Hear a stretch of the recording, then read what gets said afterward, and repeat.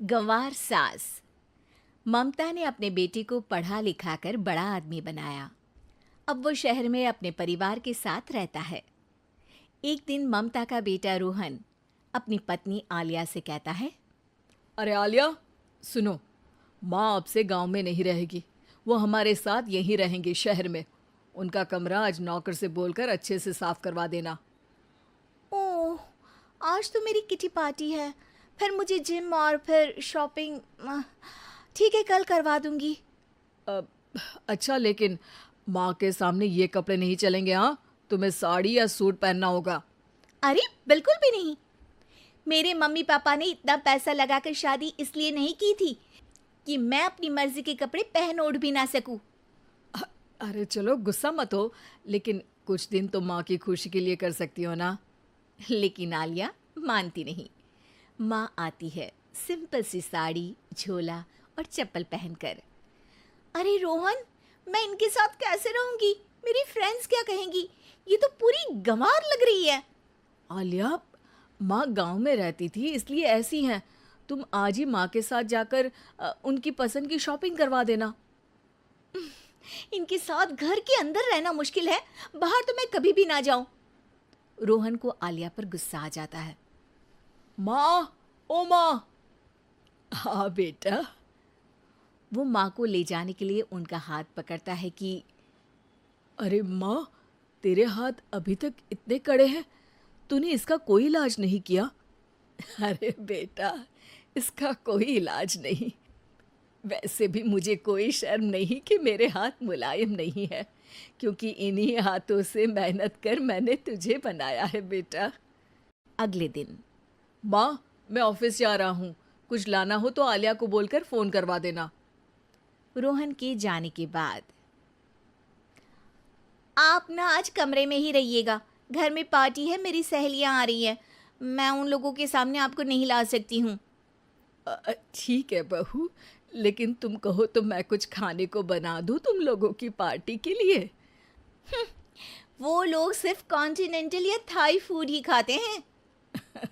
कोई बात नहीं, कभी इंडियन खिलाने वाला कोई मिला नहीं होगा ना। मैं बनाकर कमरे में चली जाऊंगी। जैसे आपकी मर्जी। आलिया के घर उसकी दोस्त आती हैं, पार्टी होती है। अरे वाह आलिया, ये क्या है खाने में? बड़ा ही स्वादिष्ट है यार, इसकी रेसिपी मुझे चाहिए। हाँ, और ये दाल, ओ माय गॉड, मैंने तो किसी 5 स्टार में भी ऐसी दाल नहीं खाई है यार। तू कुक को यहाँ बुलाना। अब आलिया घबरा जाती है। हाँ हाँ हाँ हाँ, क्यों नहीं। माँ जी ज़रा बाहर आइए। आलिया की सास सिंपल सी साड़ी और गांव के अंदाज में आती है। अरे बहू, क्या हुआ? खाना पसंद नहीं आया क्या? बहू? अरे ये गांव से दिखने वाली औरत तुम्हें बहू क्यों बोल रही है? कौन है ये? वो हमारी नई नौकरानी है। सास बहू की बात सुनकर बहुत दुखी हो जाती है।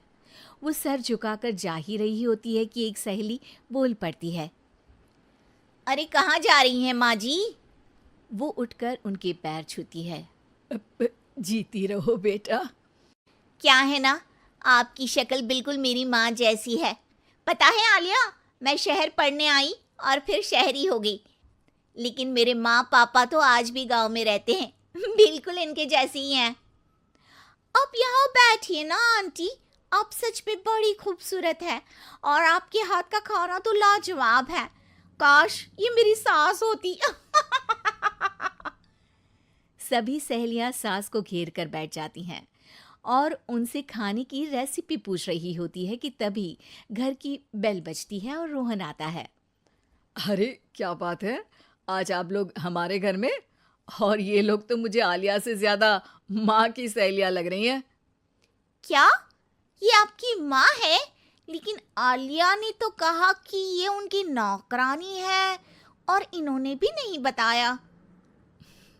वो नहीं बताएंगी, क्योंकि उनके लिए बच्चों की इज्जत और उनकी खुशी सबसे पहले है। मुझे माफ कर दो, मुझे इन्हें तुम लोगों से मिलवाने में शर्म आ रही थी। कि तुम लोग क्या कहती। अरे अब तो हमें शर्म आ रही है कि तुम हम लोगों की सहेली हो।